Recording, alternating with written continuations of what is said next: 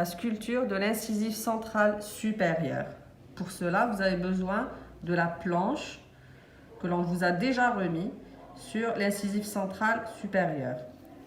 Nous avons découpé un morceau de savon aux mensurations suivantes. Hauteur totale achetée 70 mm. Hauteur coronaire HC 31 mm. Diamètre mésiodistal 29 mm. Diamètre vestibulolingual 28 mm sur le savon. Et au final, en fin de sculpture, nous devons avoir 20 mm. Nous allons d'abord commencer par délimiter la hauteur coronaire par rapport à la hauteur totale. Donc nous avons dit 31 mm. Nous allons tracer une ligne.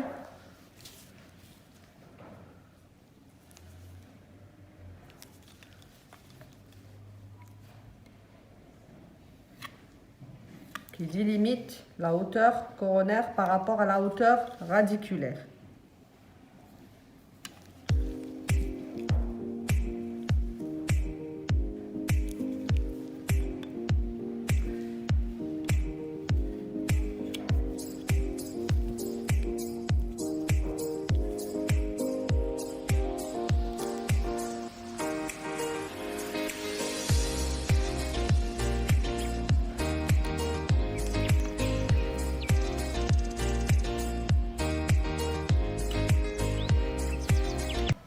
Donc voici ma hauteur coronaire et voici ma hauteur radiculaire.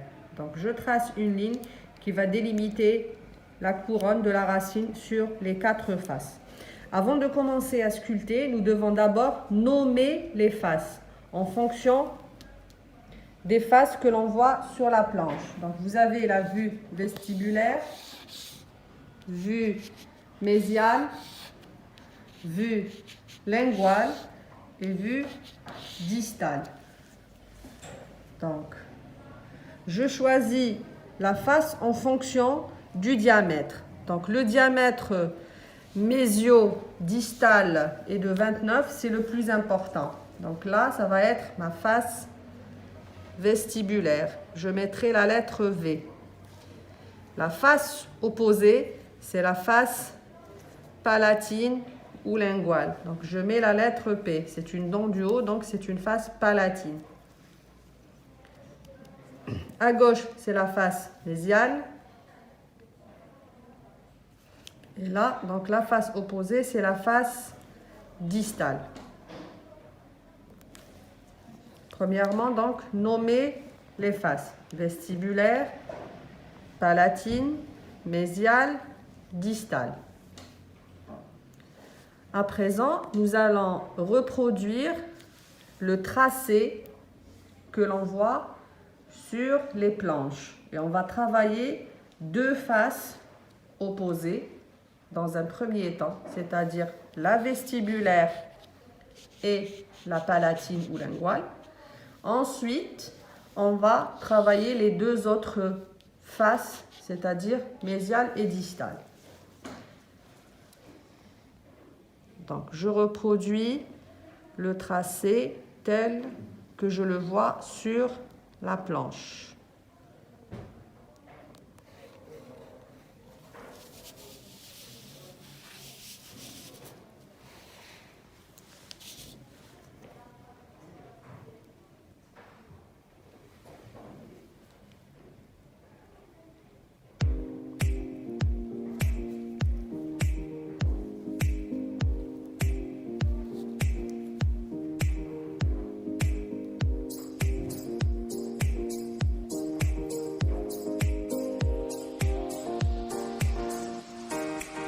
Je ne coupe pas, je dessine avec la pointe du couteau.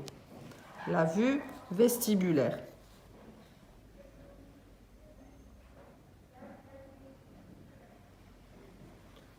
Donc, en quelque sorte, je reproduis la silhouette et non pas le modelé, pas les détails. Je fais la même chose pour la face palatine ou linguale.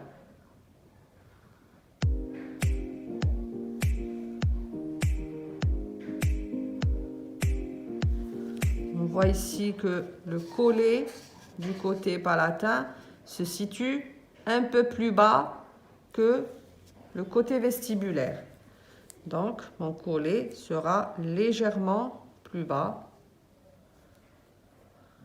Et je termine de dessiner la silhouette de ma face linguale.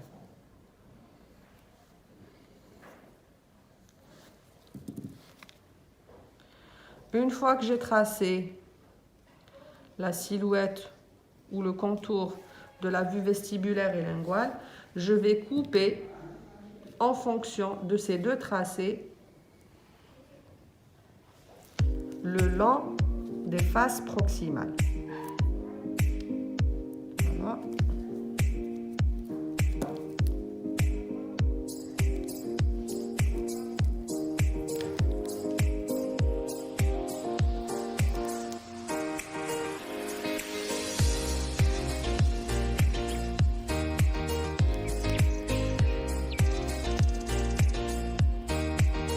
Je suis le tracé sans toucher le bord libre. Pour l'instant, je ne touche pas le bord libre. Je fais la même chose sur la face opposée. Voilà.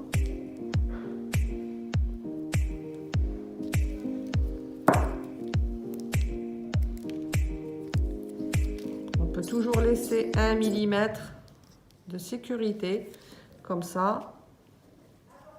On sera sûr de ne pas rater notre coup de couteau.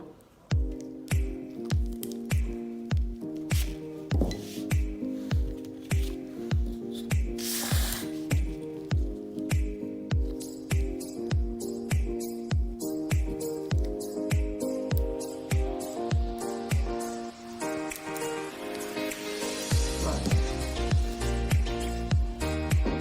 Du moment qu'on a coupé, donc on a perdu les repères coronaires sur les faces proximales que je vais retracer.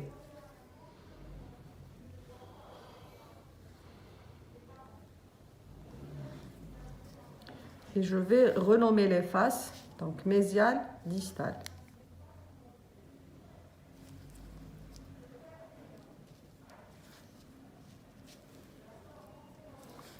Et comme pour tout à l'heure, je vais procéder au tracé de la vue mésiale et de la vue distale. Donc toujours commencer par repérer les éléments clés. Nous avons une bosse au niveau du tiers cervical. Donc pour avoir cette angulation, il va falloir tracer une ligne oblique qui arrive jusqu'au tiers cervical et qui se dirige vers la pointe radiculaire. Et une autre ligne à partir du tiers cervical vers le bord libre qui vont se croiser au niveau du tiers cervical pour donner la forme d'un angle ou de la future bosse. Donc, première chose, c'est de délimiter la zone où va se situer ma future bosse. Donc, c'est le tiers cervical. Votre hauteur coronaire est de 31. Donc le tiers, c'est approximativement 1 cm. Je n'ai pas besoin de mesurer, mais je vais délimiter sur les bords proximaux 2 points qui vont représenter ma future bosse. À partir de là, je vais tracer une ligne oblique en direction de l'apex et une autre en direction du bord libre. Et donc, ces deux lignes, quand elles vont se croiser, elles vont me donner une bosse. Le reste du tracé, je le réalise tel que tout à l'heure, tel que je le vois sur la planche.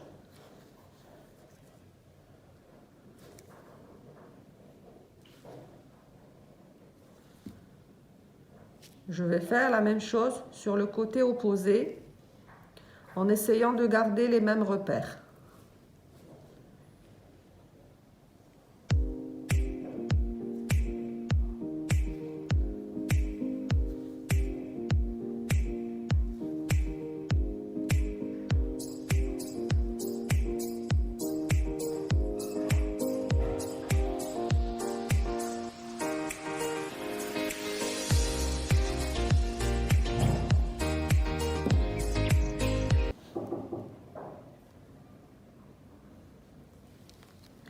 et on va couper de la même façon que tout à l'heure le long de la face vestibulaire et palatine en fonction des deux tracés que j'ai fait. Toujours en gardant une petite marge, 1 mm de sécurité, pour ne pas rater mon coup de couteau.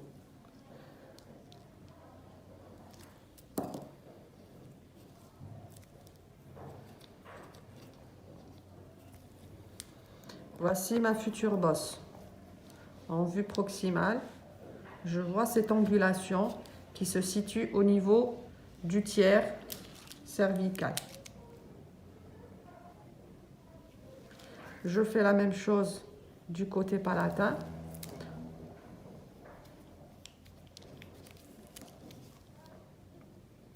Et je vais couper au niveau de la partie coronaire pour avoir cette concavité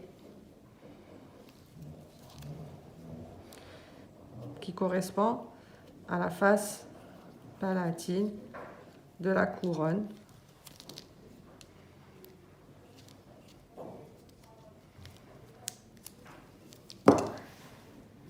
Où va se situer mon futur cingulum.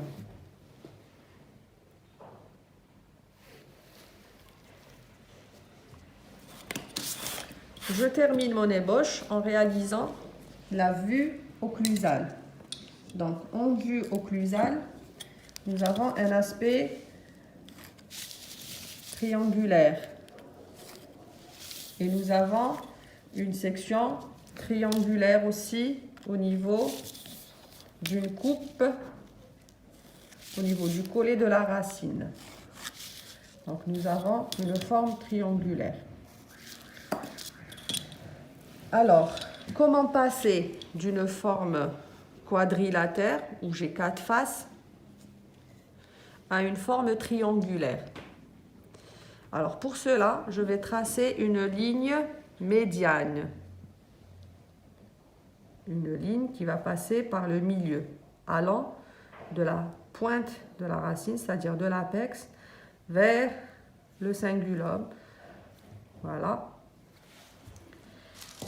Et je vais couper en biseau, c'est-à-dire de façon oblique, de part et d'autre de cette ligne que j'ai tracée, de manière à réduire et à éliminer cette 4e face qui est la face palatine. Voilà. Et je touche toujours pas le bord libre. Je coupe en biseau, en biais, le long de la face proximale et de la face palatine pour justement éliminer cette 4e face et avoir une forme triangulaire de la racine.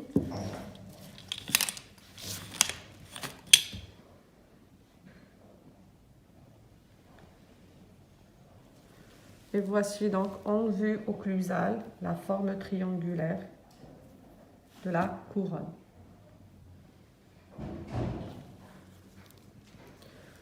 Donc cette étape-là, ça s'appelle donc l'ébauche. On a pour l'instant réalisé l'ébauche de l'incisive centrale supérieure, c'est-à-dire qu'on a la silhouette, en gros la silhouette de l'incisive centrale. À présent, nous allons passer à la sculpture des détails, donc nous allons reproduire le modelé pour chaque face. Première chose, c'est toujours de reprendre mes limites. Limite en fonction de la hauteur coronaire,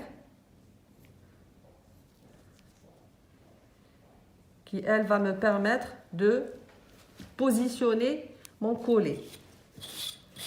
Le collet, c'est cette partie qui sépare la couronne de la racine. Donc, le collet est en forme de demi-cercle au niveau de la face vestibulaire. Il se poursuit au niveau des faces proximale en forme de V. Il remonte au niveau de la face linguale en demi-cercle, mais pas à la même hauteur coronaire que la face vestibulaire. Donc, il est situé plus bas que la hauteur coronaire. Et il rejoint la face proximale opposée, toujours en forme de V. Donc, premièrement, tracer le collet. À présent, on va commencer à travailler avec la pointe du couteau pour marquer le collet aux dépens de la racine, c'est-à-dire qu'on va gratter le savon au niveau de la partie radiculaire pour marquer la forme du collet. Et en même temps, on va entamer nos finitions en arrondissant les angles. Il faut savoir qu'il n'y a pas d'angle vif ou d'angle droit. Donc, on va arrondir les angles et on va affiner l'apex tout en respectant l'orientation de celle-ci, sachant que l'apex ou la racine est orientée dans le sens vestibulo-lingual en direction ou palatine dans le sens palatin et dans le sens mésiodistal dans le sens distal. Voilà, on va arrondir les angles tout en donnant donc l'orientation de la racine. Je continue à marquer mon collet.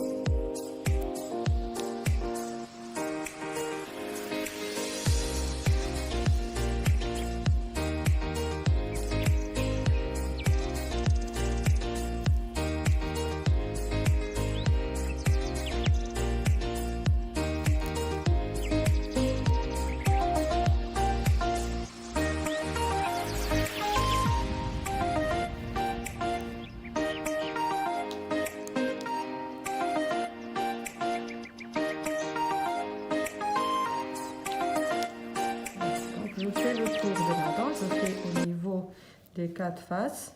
Je vais marquer mon collet tout en travaillant ma racine. Ça me permet de justement finir celle-ci et d'avoir la forme finale voulue au niveau de ma racine.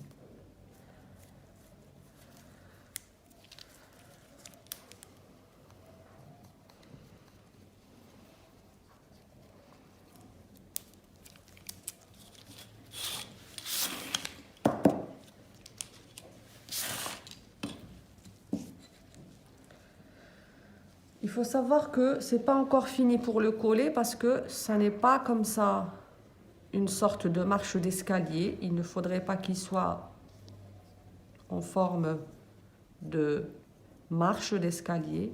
C'est un surplan, c'est-à-dire qu'il y a une partie de la couronne qui vient surplomber la racine tout en douceur et on doit à peine sentir le passage entre la couronne et la racine. C'est juste une démarcation. Donc pour cela, je vais retravailler la partie cervicale juste avec la pointe du couteau pour adoucir sur à peu près 2 mm et avoir ce petit surplan uniquement et non pas une sorte de crevasse ou de marche d'escalier.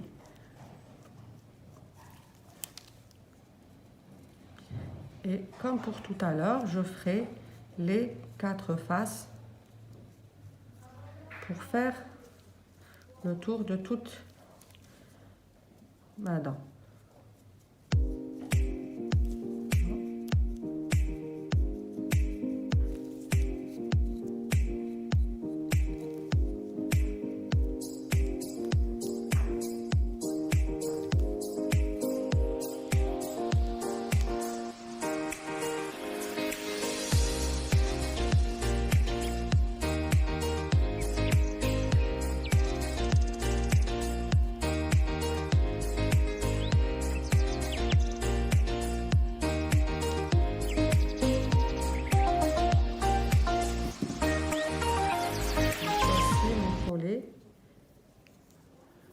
pratiquement fini. Donc c'est un surplomb de la couronne par rapport à la racine. On va passer maintenant au modelé de chaque face. Tout d'abord, donc on va travailler face par face. D'abord la face vestibulaire et on va faire ressortir les détails. Alors nous avons des bords proximaux qui sont nettement convergents en direction cervicale. Là, je vais marquer ma convergence. Et je vais réduire latéralement sans toucher le bord libre.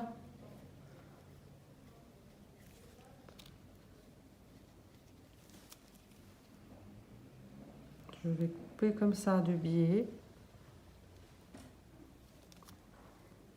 Ça me permet d'avoir des bords proximaux qui sont plus convergents en direction cervicale. Alors, je vais travailler mes angles et je vais les arrondir.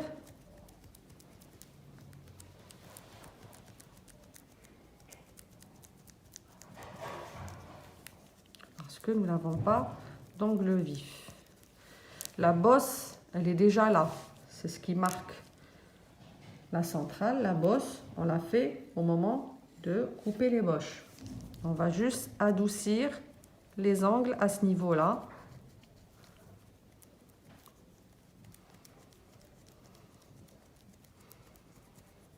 Pour avoir un modelé qui est convexe.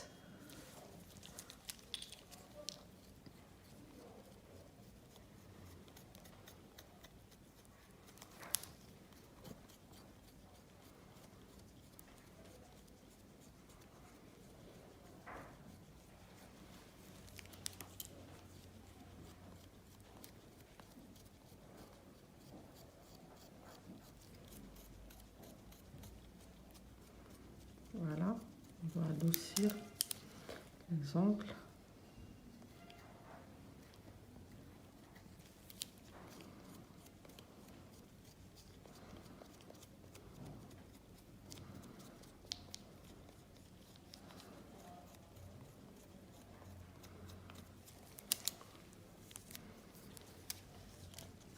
Donc nous avons un angle mésial qui est plus arrondi et un bord distal qui est beaucoup plus arrondi avec un angle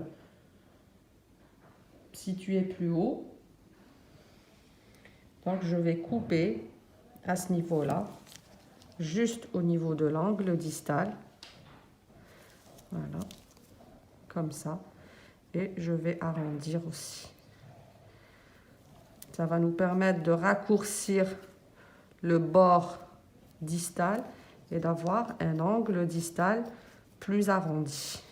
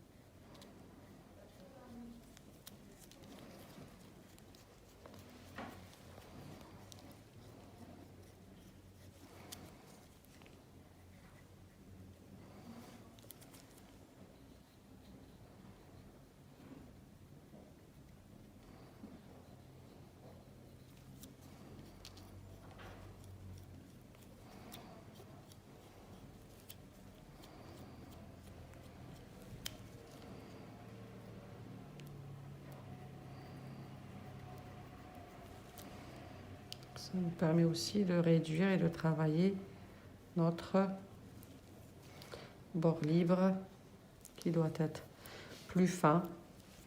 Il y a une légère obliquité de bas en haut en direction distale.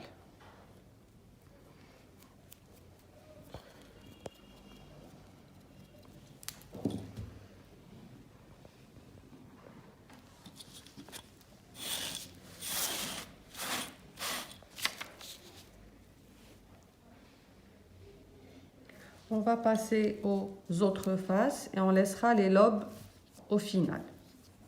Donc les faces proximales vont avoir un modelé concave près du bord cervical. On l'a grâce à notre façon de travailler le collet. Donc on a cette dépression ou cette concavité. Le reste du modelé de la face proximale, il est convexe. Eh ben, en travaillant les bords proximaux de la face vestibulaire et des faces palatines, on va avoir ce modelé. Donc pour travailler en fait les faces proximales, il suffit de travailler les angles au niveau des bords proximaux de la face palatine et au niveau de la face vestibulaire, c'est ce qu'on avait fait tout à l'heure. Voilà. Donc j'arrondis les angles, et ben ça me permet d'avoir un profil ou un modelé convexe au niveau des faces proximales. Le modelé de la face distale est plus convexe par rapport à celui de la face mésiale, tout simplement parce que celle-ci est légèrement plus courte que la face mésiale. Et donc, on voit plus les détails où on apprécie mieux le modelé qui est plus marqué au niveau de la face distale que la face mésiale. Voilà, il suffit juste d'arrondir les angles au niveau de la face palatine et au niveau de la face vestibulaire pour travailler le modelé des faces proximales.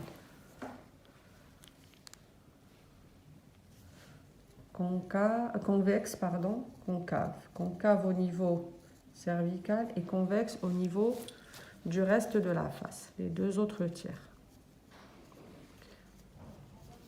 Voilà.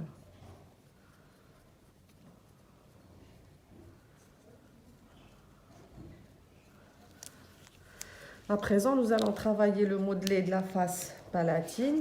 Bon, après avoir arrondi les angles, nous allons passer au cingulum. Donc, c'est un cingulum qui peut être bilobé, donc scindé en deux lobes, ou unilobé. Donc, nous allons faire un cingulum bilobé. On va d'abord tracer deux lignes qui sont parallèles aux bords proximaux, aux parois proximales de la face palatine, qui vont représenter mes futures crêtes. Et je vais faire deux petits sommets comme ça que je vais tracer, qui vont représenter mon futur cingulum.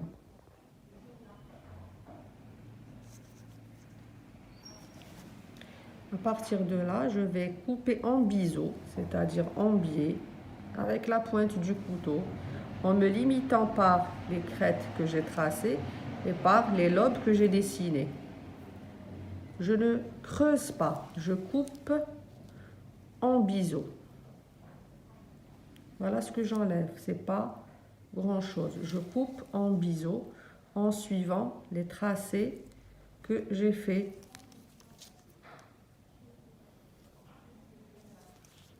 Ça me permettra de marquer mes crêtes et de sculpter mon cingulum, qu'il soit unilobé ou bilobé. Bon, bilobé, c'est-à-dire qu'il y a une sorte de sillon qui va partager ou diviser ce lobe en deux.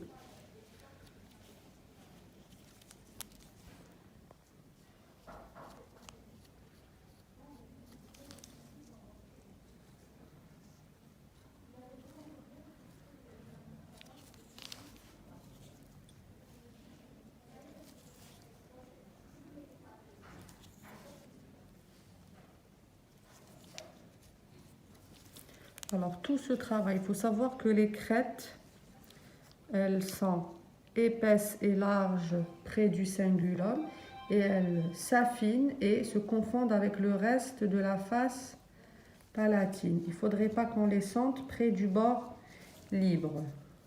Donc je vais légèrement les adoucir près du bord libre et je dégage au niveau des fossettes marginales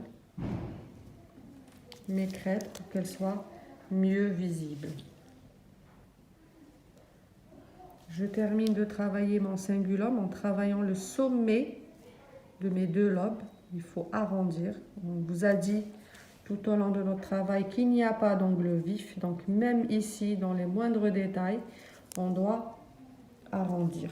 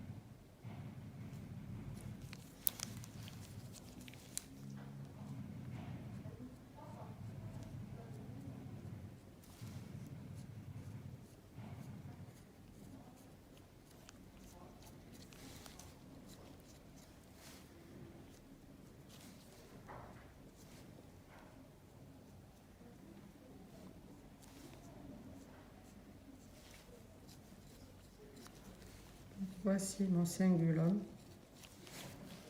bilobé.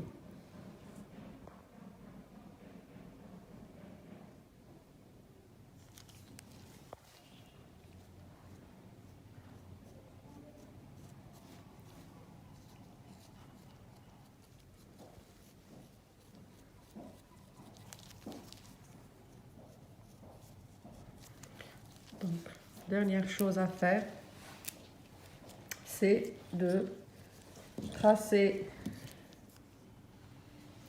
les sillons, les deux sillons vestibulaires,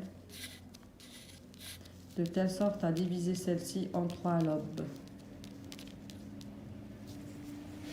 Donc le lobe distal est le plus grand. Donc je fais en sorte que je positionne mes sillons de telle manière que mon lobe distal soit le plus important, le lobe mésial le moyen et le lobe central est le plus petit. Donc c'est des sillons qui sont légèrement courbes, qui ne sont pas droits. Et on va travailler nos sillons avec la pointe du couteau. On va travailler donc de part et d'autre en insistant un peu plus près du bord libre parce que les sillons sont plus marqués près du bord libre et ils s'atténuent au fur et à mesure qu'ils remontent au niveau de la face vestibulaire en direction du collet. Donc, je travaille un peu plus mon sillon ici.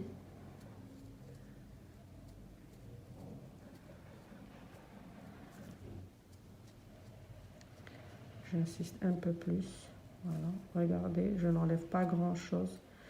J'essaie juste d'éliminer les angles pour que ça ne soit pas des creux.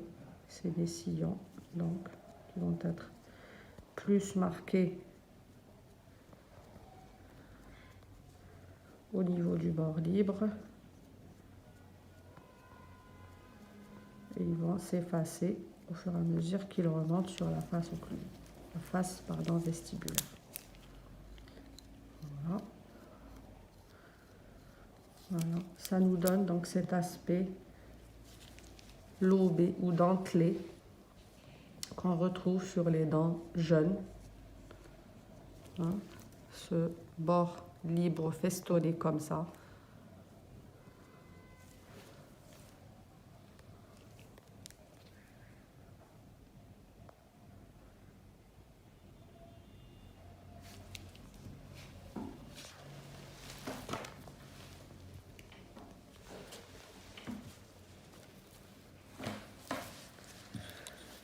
Donc une fois qu'on a fini notre sculpture,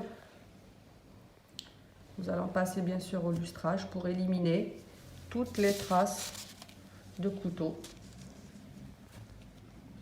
avec un chiffon légèrement mouillé que l'on va faire passer sur notre sculpture afin qu'elle ait un aspect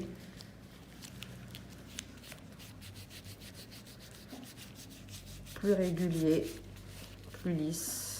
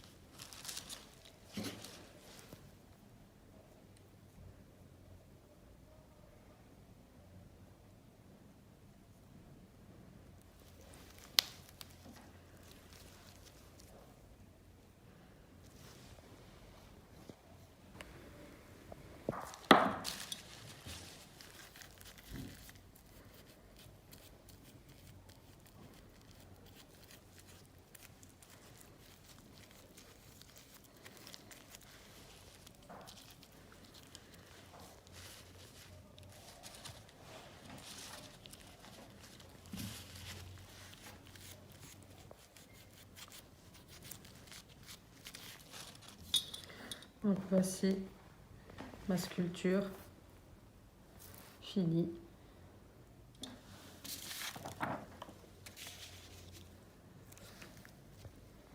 Donc la face vestibulaire,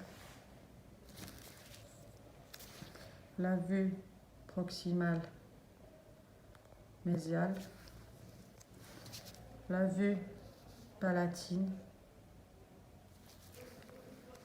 et la vue distale, la vue occlusale ainsi que la section radiculaire triangle.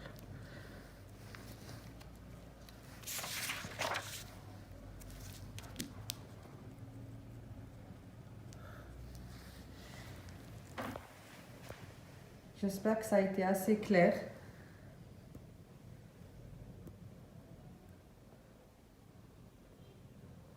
Je vous remercie.